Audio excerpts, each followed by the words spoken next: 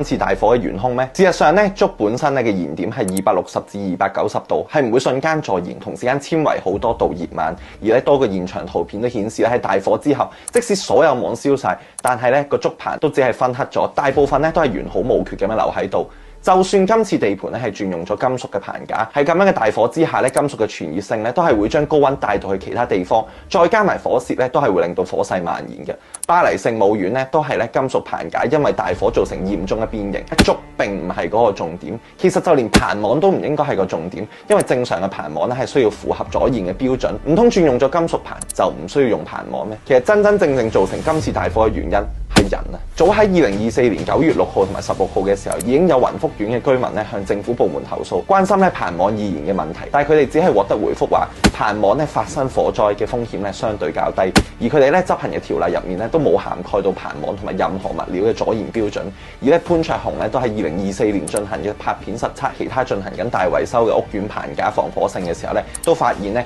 其他嘅棚網咧都係非常之助燃，向咧呢個政府部門投訴。不過咧每一次都係石沉大海。搭棚工會嘅理事長都話咧，一張維修棚嘅阻燃網咧係90蚊一張，而冇阻燃功能嘅普通網咧係50幾蚊，仲可以咧不斷重用。根據估算咧，今次嘅偷工減料咧至少可以慳翻400萬港紙。事實上咧，今次雲福苑嘅維修費用咧係高達3.3億，每一個業主咧需要慳分15.6萬至到18.2萬，有圍標嘅嫌疑。再加上咧防火安全等等嘅問題惹嚟質疑。但係當區嘅區議員、法庭顧問黃碧嬌咧喺面對呢啲質疑嘅時候咧，仲話大家係妖言惑眾，要大家咧同心同德支持法團。竹棚咧喺香港咁窄嘅街道同埋巷仔咧，可以好靈活咁樣搭建同埋拆除，重量輕、抗風性能佳。喺唔增加建築物負重嘅情況之下咧，成本仲係金屬棚架嘅1/5，有好多嘅好處。佢咧仲係屬於咧香港嘅非物質文化遺產，亦係咧一直構成香港景觀嘅重要部分，真正建設咗咁耐嘅香港。但係偏偏今次嘅大火，竹就係嗰個代罪羔羊，